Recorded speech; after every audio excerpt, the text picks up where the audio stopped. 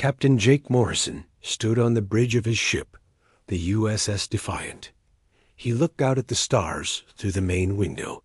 His ship was old compared to other vessels in the human fleet. The metal walls showed scratches from many battles. The computers made strange noises when they worked too hard. But Jake loved his ship like it was his home. The Defiant was flying toward Kepler Prime Station. This was a big space station where different alien races met to talk about important things. Today was very important for humans. Ambassador Linda Hayes was there trying to get humanity into the Galactic Federation. Jake had been in space for 15 years. He had seen many alien ships before. They were always bigger than human ships. They had better weapons and stronger shields. The aliens thought humans were weak and stupid. They called human technology primitive and outdated. "Captain, we are getting close to the station," said his pilot, Lieutenant Commander Steve Walsh. Steve was a good pilot who could fly the ship through dangerous places. He had bright blue eyes and always stayed calm during fights. "Good. Take us in slowly. I want to see what other ships are here." Jake said that the Kepler Prime Station was huge. It looked like a giant metal wheel spinning in space. Ships from many different worlds were docked around it. Jake could see the long, sleek vessels of the Quantum Collective. These ships were silver and seemed to glow with their own light. He also saw the dark, angular warships of the Zephyrians. These ships looked like flying knives ready to cut through space. The human ship looked very small next to the alien vessels. The Defiant was only 300 meters long. Some of the alien ships were over 2 kilometers long. Jake knew that other captains might feel scared, but he was not worried. He had a secret that the aliens did not know about. "Captain, Ambassador, Hayes is calling us," said Communications Officer Ryan Bell. Ryan was young and always excited about his job. He had red hair and freckles on his face. "Push her on the main screen," Jake ordered. Linda Hayes appeared on the screen. She was a smart woman with gray hair and kind eyes. She had spent many years learning about alien cultures and languages. Linda was the best diplomat that humanity had.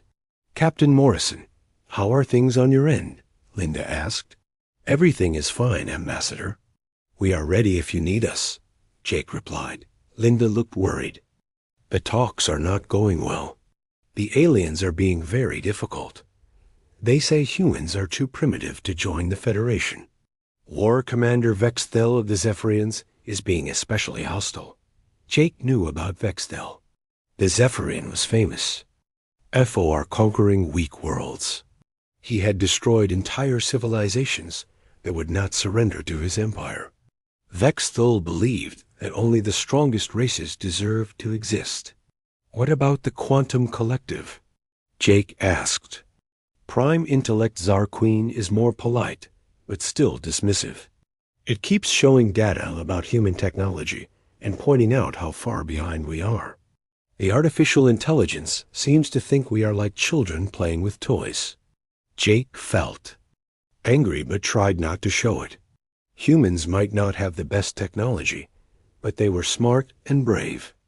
They had survived wars, diseases, and disasters on Earth. They had learned to adapt and overcome problems that would destroy other species.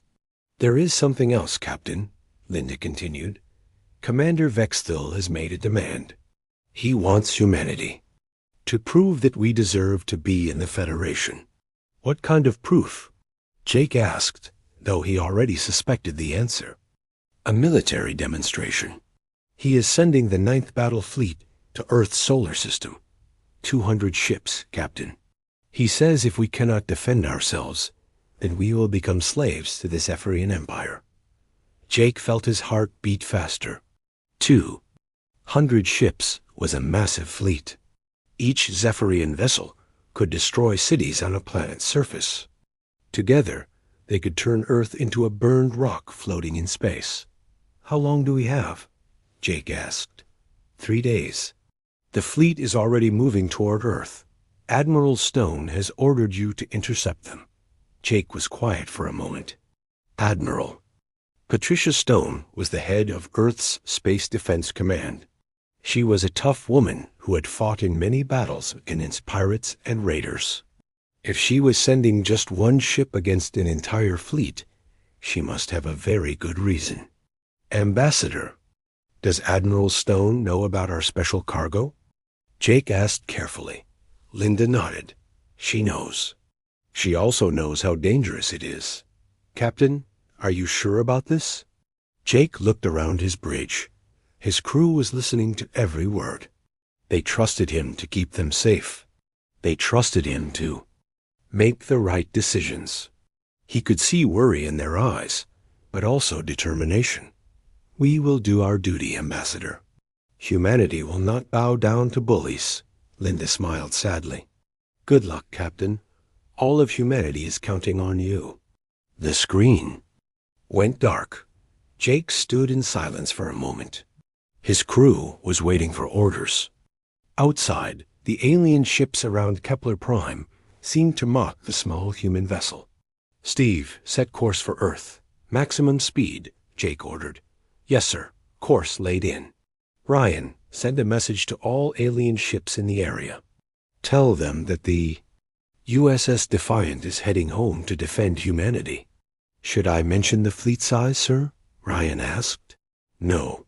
Let them figure it out themselves." As the Defiant turned away from the station, Jake thought about what was coming. The aliens expected an easy victory.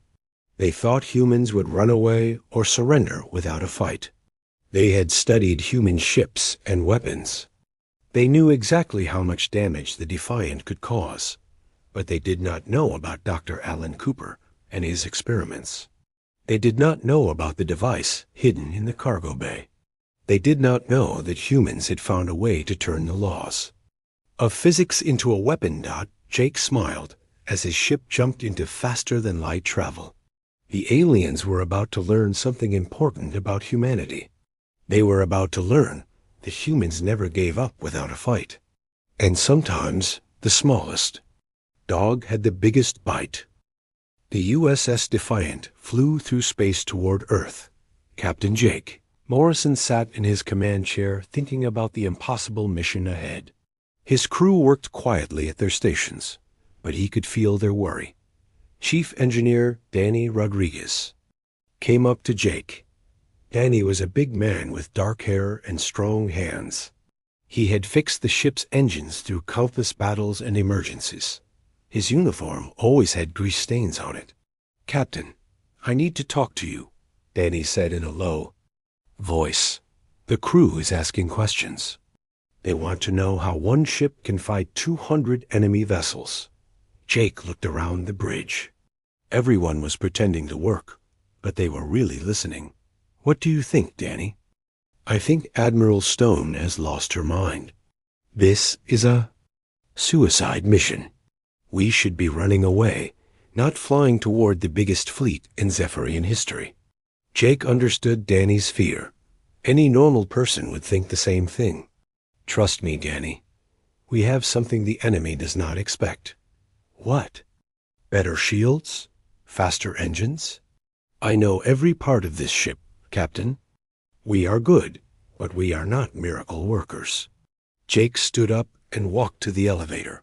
"Come with me, all of you. It is time you knew the truth." The bridge crew followed Jake down to Cargo Bay 7.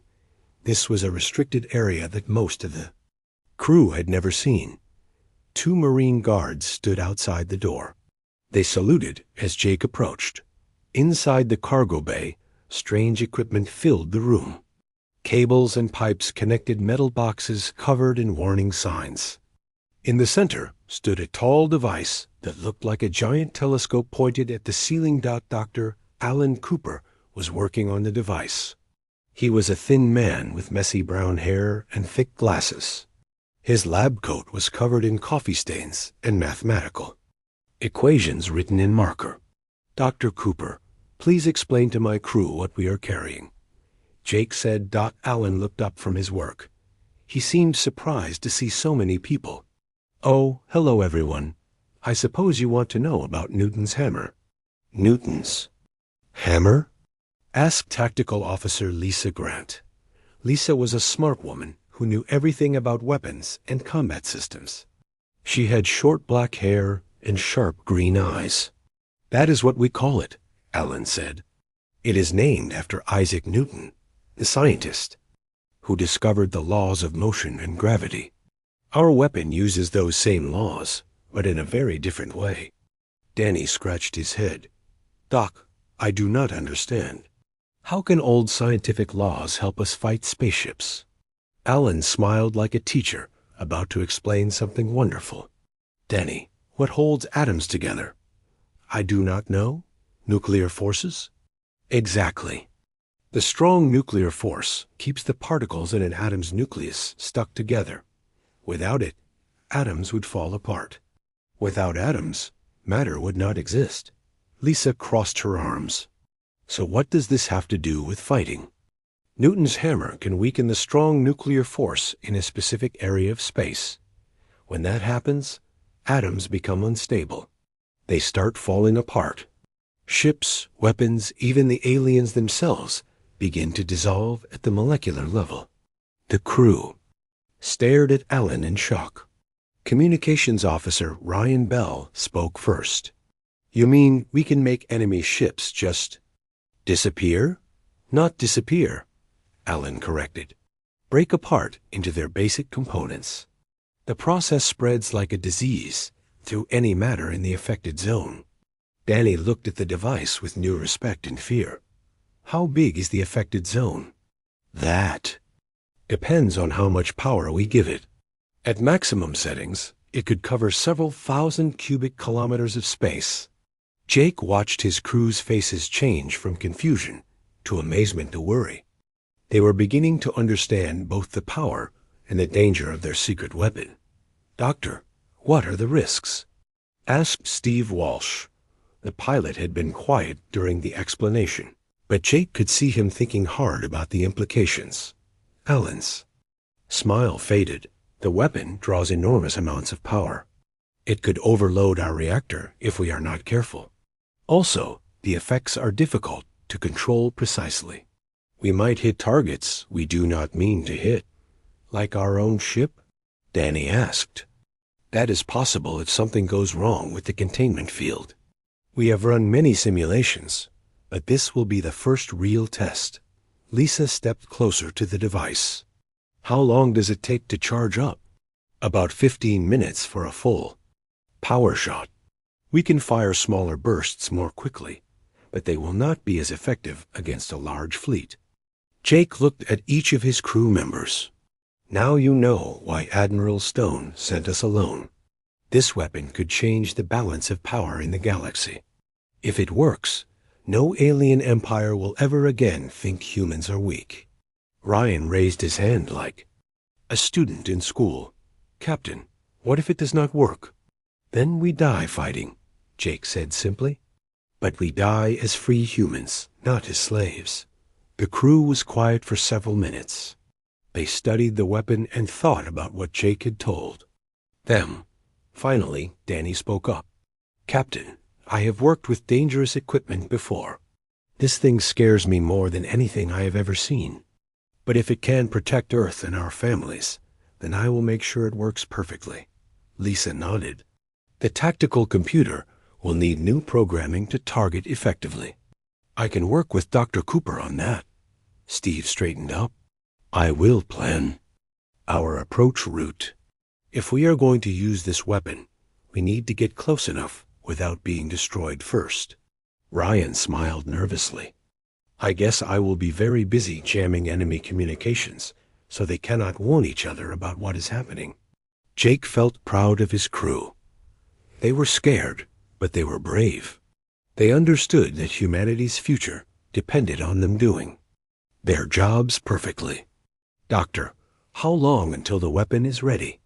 Jake asked. Dallin looked at his instruments. 6 hours for final calibrations.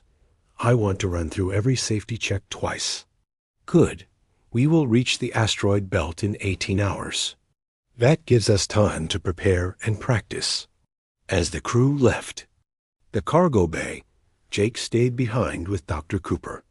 A scientist was already back to work, checking connections and running diagnostics. Alan, tell me honestly, what are our chances? The doctor stopped working and looked at Jake seriously. If everything goes according to plan, we will win easily. The Zephyrians have never seen anything like this weapon. And if something goes wrong, then we will create the biggest explosion in human history. The blast might be visible from Earth. Jake nodded. He had expected that answer. Keep working, Doctor. Humanity is counting on us. As Jake walked back to the bridge, he thought about the enemy fleet heading toward Earth. The Zephyrians were confident and arrogant. They thought humans were primitive creatures with simple weapons. Soon, they would learn that human simplicity could be more dangerous than alien complexity. They would learn that sometimes the most powerful weapon was not the biggest gun, but the smartest idea. The USS Defiant continued its journey toward the most important battle in human history. The USS Defiant dropped out of faster-than-light travel at the edge of the asteroid belt. Captain Jake Morrison looked at the main screen and saw something that made his blood run cold. The Zephyrian fleet was already there, waiting for them. 200 alien warships floated in perfect formation among the floating rocks. Each ship was dark gray, with sharp edges that looked like weapons themselves. The smallest vessels were twice the size of the Defiant. The largest battleships were like flying cities made of metal and death. "My God," whispered communications. Officer Ryan Bell. "I have never seen so many ships in one place." Tactical Officer Lisa Grant was busy scanning the enemy fleet. Her fingers moved quickly over her controls as data filled her screen. "Captain, I am reading massive weapon signatures. Each of those battleships has enough firepower to destroy a moon." Lieutenant Commander Steve Walsh kept the Defiant hidden behind a large asteroid. "Orders, sir?" "We could still run away. No one would blame us." Jake stared at the enemy fleet. Every logical part of his mind told him to retreat. One ship against 200 was not a battle. It was suicide. But he thought about Earth and the billions of people counting on them. "No running, Steve. Take us out into the open. Let them see us, sir. You heard me. Fly us right into the middle of their formation." Steve's hands shook slightly as he moved the ship away from the asteroid. The Defiant was now visible to every enemy sensor in the fleet. Jake knew that alien commanders across the fleet were probably laughing at the sight of one small human ship. "Ryan, open a channel to the enemy flagship," Jake ordered. "Channel open, sir." The main screen flickered and showed the bridge of a Zephyrian battleship. Fleet Admiral Corthan sat on a throne-like command chair.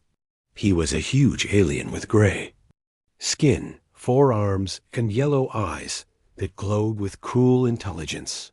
Sharp teeth filled his mouth when he smiled. "So, the humans send one tiny ship to face my fleet," Corthan said in accented English. His voice sounded like rocks grinding together. "Is this some kind of joke?" "No joke, Admiral," Jake replied calmly. "I am Captain Jake Morrison of the USS Defiant. I am here to ask you to leave our solar system peacefully." Corthan laughed, a horrible sound that echoed through both ship bridges. "You ask me to leave? Little human, do you see my fleet? One have 200 ships of the line. Each one could destroy your pathetic vessel without effort. I see your ships, Admiral. Very impressive. But I am still asking you to leave. And if I refuse?" Jake looked directly into the alien's yellow eyes. "Then we will make you leave." Corthan's laughter grew louder. Other Zephyrian officers on his bridge joined in. To them, the idea of one human ship threatening their mighty fleet was the funniest thing they had ever heard. "Human, you have amused me. So I will give you a chance to die with some dignity. Surrender now, and I will kill your crew quickly." Refuse, and I will take your ship apart, piece by piece, while you watch. Counteroffer, Jake said. Leave now, and we will let you go home to your families. Corthin's smile disappeared. His yellow eyes burned with anger. You dare threaten me? Very well, human. You have chosen death, but I will not grant you a quick end. I want to play with you first. The screen went dark. Jake turned to his crew. Everyone was staring at him like he had lost his mind. Chief Engineer Danny Rodriguez to bridge, came a voice over the intercom. Go ahead, Danny, Jake answered. Captain, Dr. Cooper says Newton's hammer needs 10 more minutes to finish charging. Can you keep us alive that long? We will find out. Danny, get every bit of power you can from the engines. Lisa, prepare all defensive systems. Steve, when the shooting starts, fly like your life depends on it. Because it does, Steve muttered, but his hands were steady on the controls. The enemy fleet began to move. The smaller ships spread out to surround the Defiant. The bigger vessels stayed back, probably planning to watch the show before moving. In for the kill. Captain, I am detecting weapons charging throughout the enemy fleet, Lisa reported. They are not using their main guns yet. Looks like they want to disable us first. Let them try, Jake said. The first enemy shots came from a group of Zephyrian destroyers. Bright energy beams lanced through space toward the Defiant.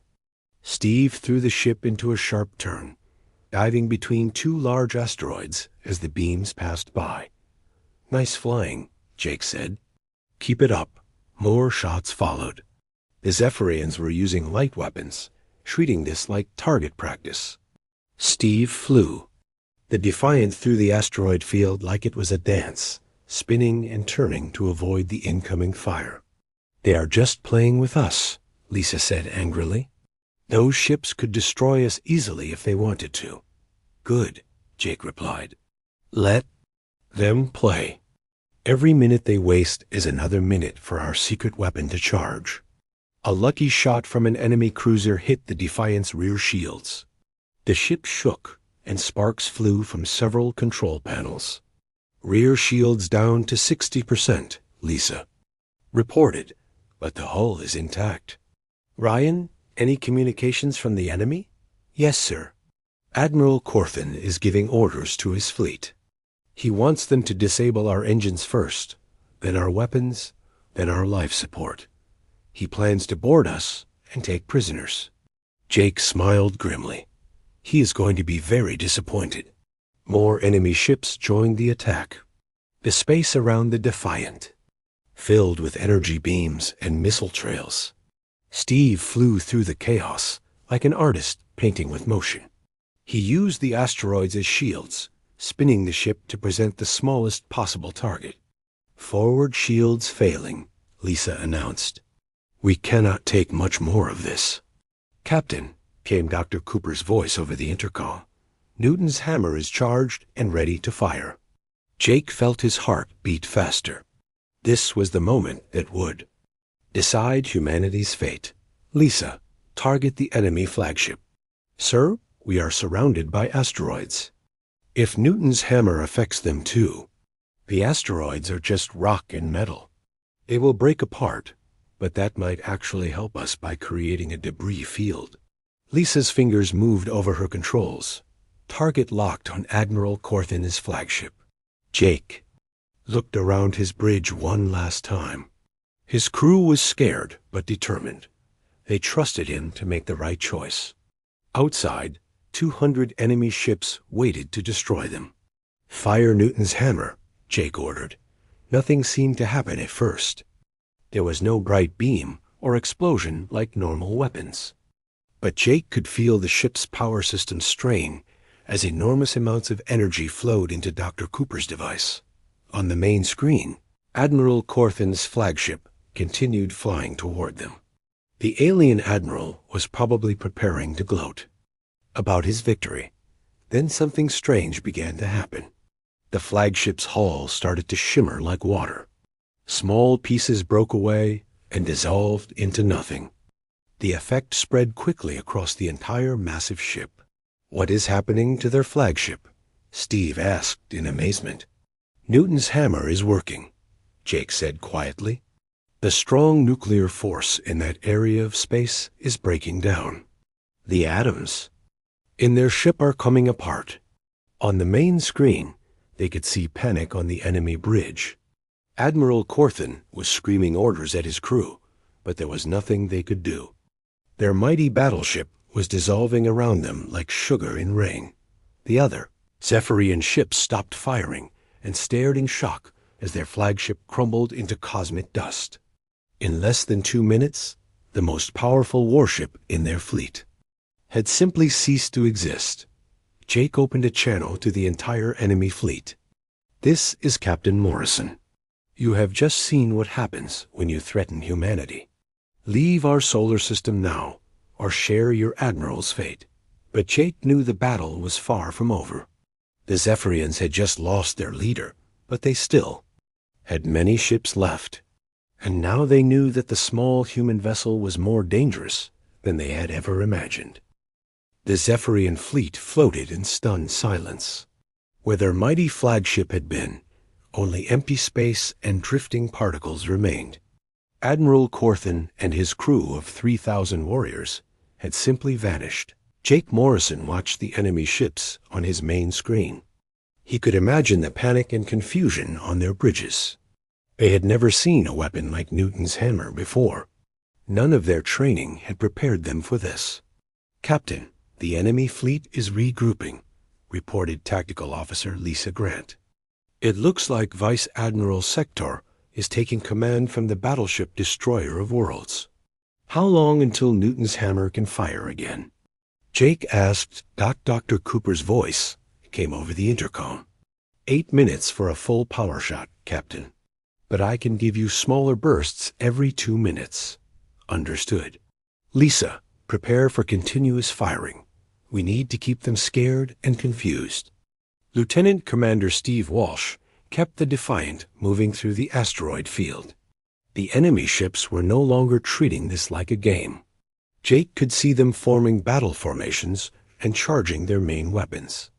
"Incoming transmission from the enemy fleet," announced Communications Officer Ryan Bell. "Put it on screen." Vice Admiral Sector appeared on the main screen.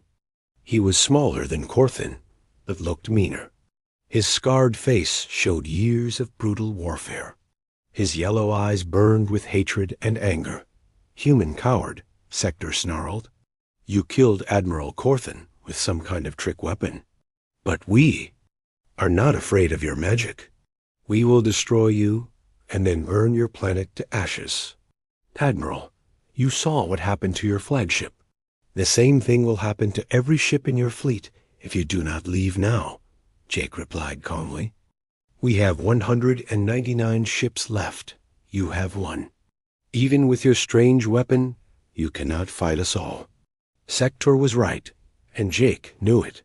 Newton's hammer was powerful, but it could only target one area at a time. The Zephyrian fleet could spread out and attack from multiple directions. "All ships, attack Formation 7, Sector ordered. Surround the human vessel. Use maximum firepower. I want that ship turned into scrap metal." The screen went dark. Jake turned to his crew. "Here they come. Everyone ready?" The Zephyrian fleet split into groups and began closing in from all sides.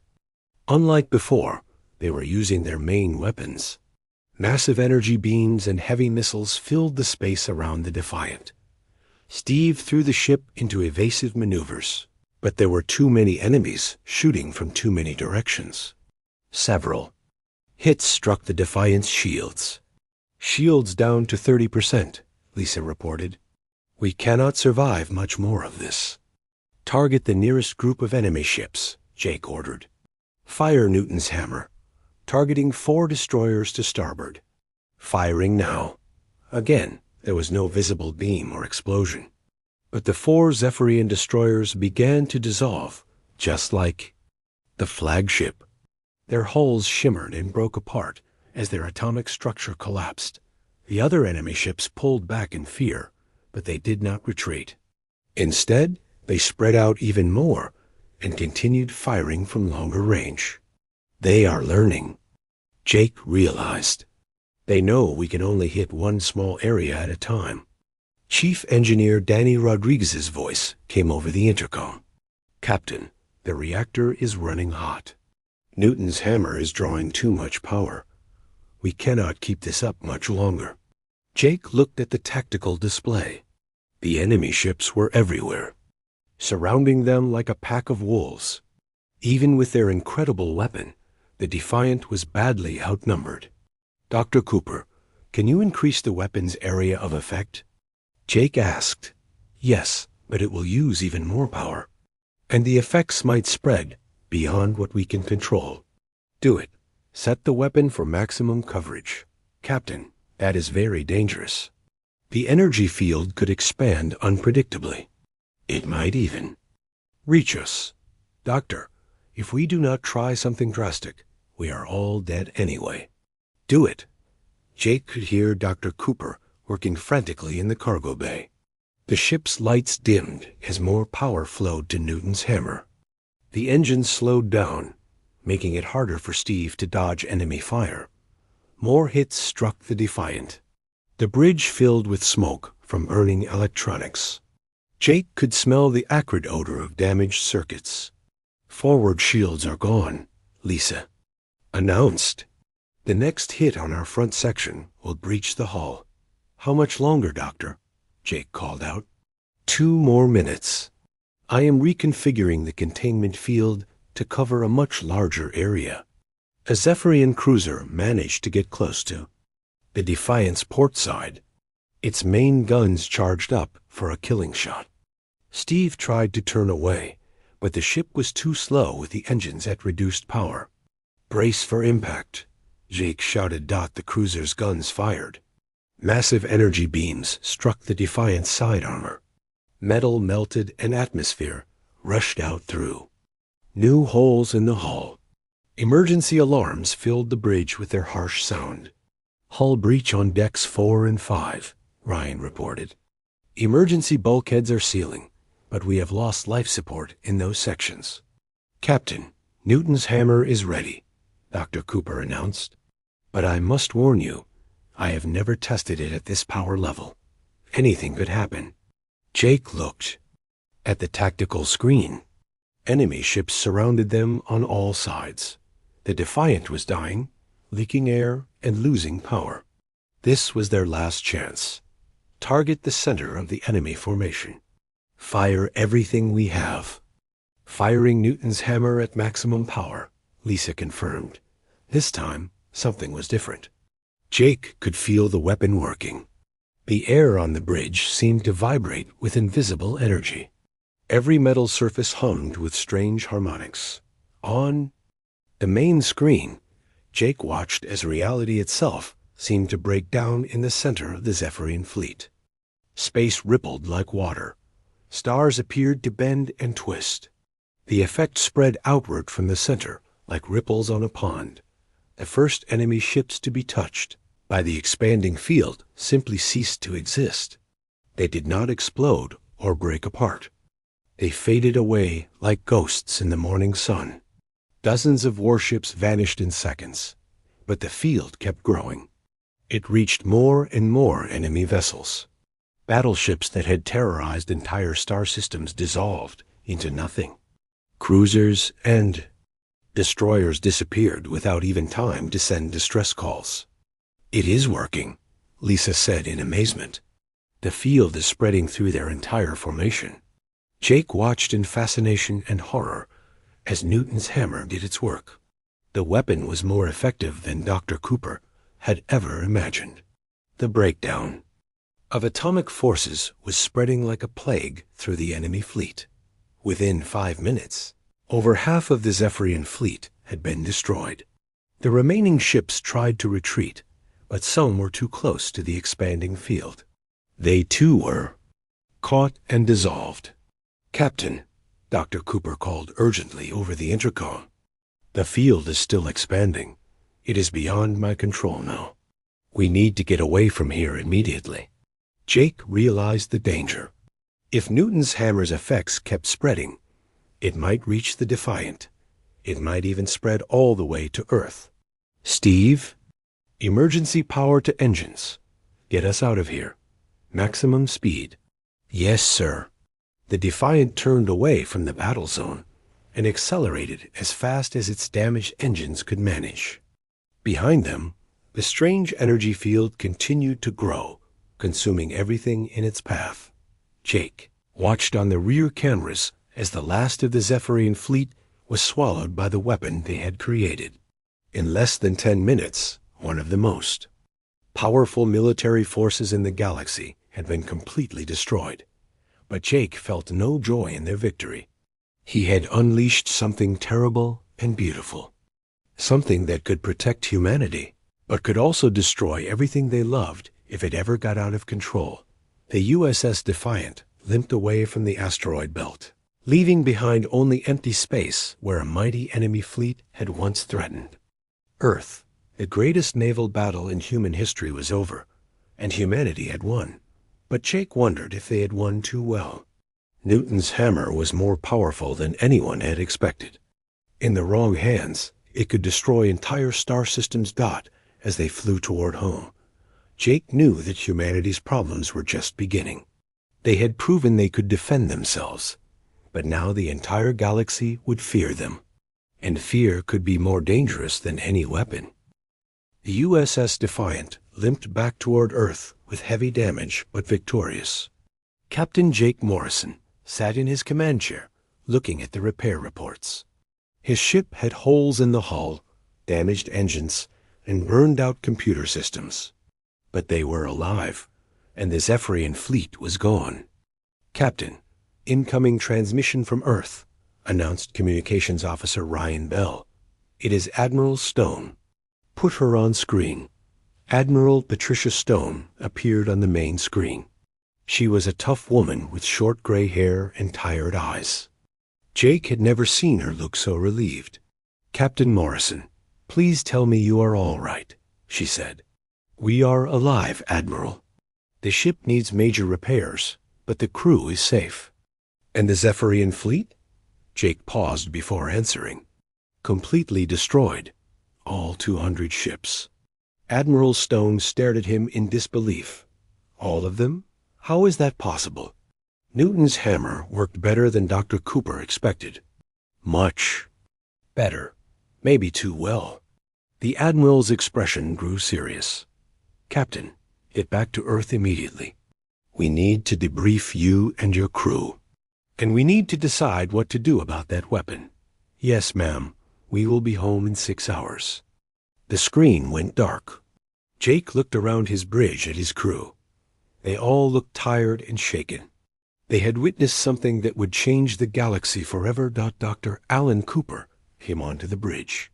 His lab coat was covered in burn marks, and his hair was messier than usual. He carried a tablet computer filled with data about Newton's hammer. "Captain, I have been analyzing what happened," Dr. Cooper said.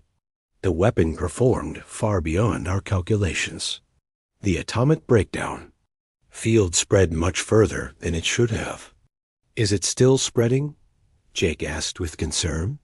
"No, it stopped about an hour ago." "But, Captain, we created something incredibly dangerous. If that field had reached Earth..." Jake did not want to think about that possibility. "Doctor, can the weapon be controlled better in the future?" "I think so. But it will require much more research and testing. We need to understand exactly what we unleashed today." When the Defiant reached Earth orbit, Jake was amazed by what he saw. Ships from dozens of different alien races were waiting. Near the space station, news of humanity's victory had already spread across the galaxy. "Captain, we are receiving hundreds of communications requests," Ryan reported. "Every major power in the galaxy wants to talk to us." "Put them on hold. We talk to our own people first." Jake and his crew were taken to Earth Defense Command headquarters for debriefing. The halls were filled with reporters, scientists, and government officials. Everyone wanted to know about the battle, and the mysterious weapon. Ambassador Linda Hayes met them at the entrance. She looked excited, but also worried. "Captain, the entire galaxy is in chaos," she said. "Some aliens are terrified of us. Others want to become our allies immediately. The Galactic Federation has called an emergency session." "What about the Quantum Collective?"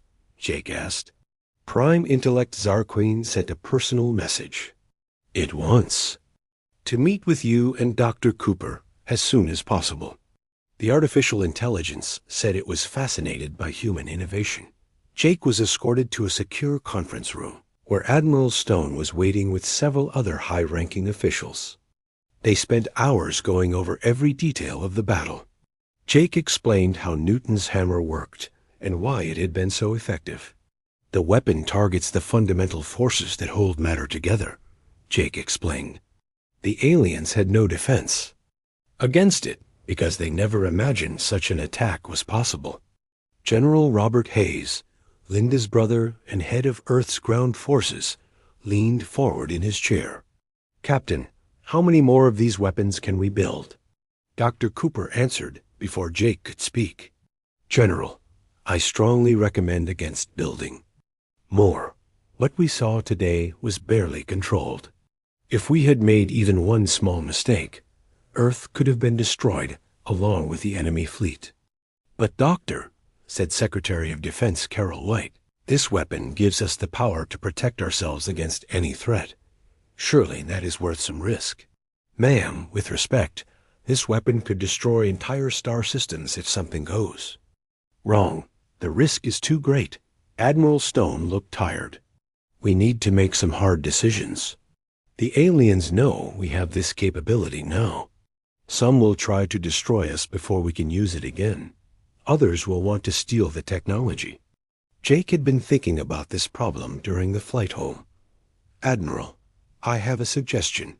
What if we offered to share the basic scientific principles with the Galactic Federation?" Everyone in the room stared at him in shock. "Captain, are you insane?" General Hayes demanded. "That weapon is our greatest advantage. Sir, it is also our greatest danger. If every race in the galaxy has access to this technology, then no one will be able to use it without risking their own destruction. It becomes a deterrent rather than a weapon." Dr. Cooper nodded slowly. "The captain makes a good point. If everyone has the capability to destroy matter at the atomic level, then no one will dare use it. The consequences would be too terrible." Secretary White shook her head. "That is a huge gamble. What if some alien race figures out how to control it better than we can? Then they deserve to have it," Jake said. "Ma'am, today we proved that humans are not primitive.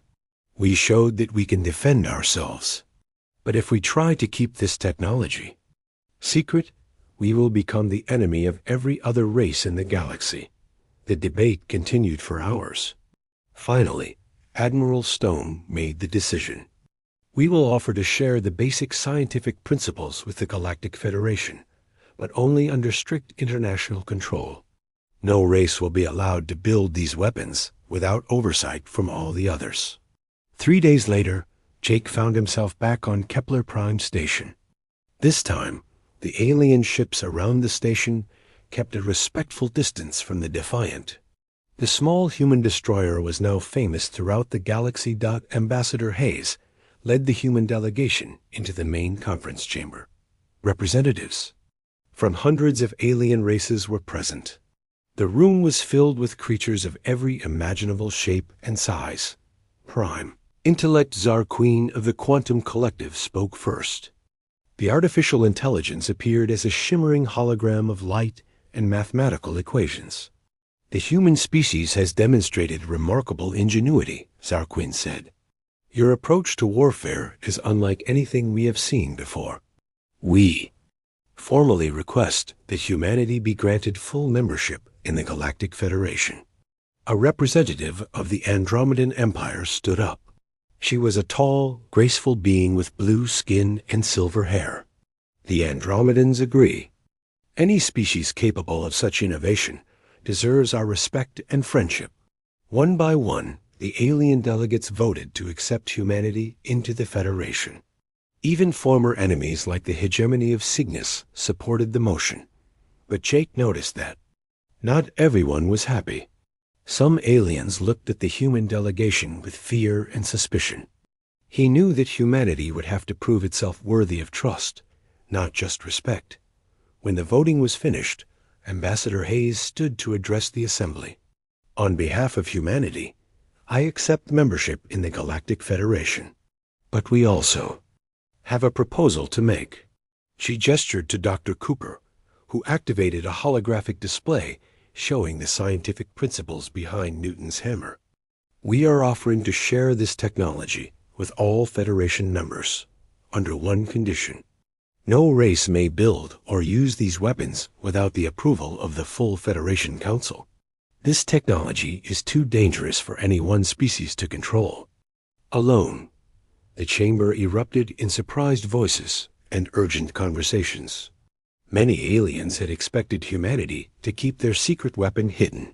Prime Intellect Zarqueen processed the information for several seconds before responding. This is most unexpected. Humans, you are offering to give up your greatest military advantage? We are offering to prevent a galactic arms race, Linda replied. This technology could destroy entire worlds if misused. Better that it be controlled by all of us together. After hours of debate, the Federation voted to accept humanity's proposal. The Soul Accords were signed, establishing new rules for dangerous technologies and weapons of mass destruction. Jake watched the ceremony from the observation deck of the station. Through the window, he could see the USS Defiant floating peacefully. Among ships from dozens of different worlds, Lieutenant Commander Steve Walsh joined him at the window. So what happens now, Captain? Steve asked. Now we go home and try to build a better galaxy, Jake replied. We have shown that humans can fight when necessary. Now we need to show that we can also make peace. Dr. Cooper appeared beside them, still carrying his tablet computer. Captain, I have been thinking about our next research project, he said. Instead of weapons, what if we use these same principles to develop new medical treatments? Or better ways to travel between stars? Jake smiled. I think that sounds like a much better use of human ingenuity, Doctor. As the USS Defiant prepared to leave Kepler Prime, Jake reflected on everything that had happened. Humanity had faced its greatest test and survived. They had proven themselves to be neither primitive nor weak. But more importantly, they had chosen to use their strength to build bridges rather than walls. The small human destroyer that had destroyed an entire enemy fleet would now help patrol the galaxy, alongside ships from many different worlds. Jake took one last look at the alien vessels around the station. Some carried former enemies who were now allies. Others belonged to Species H.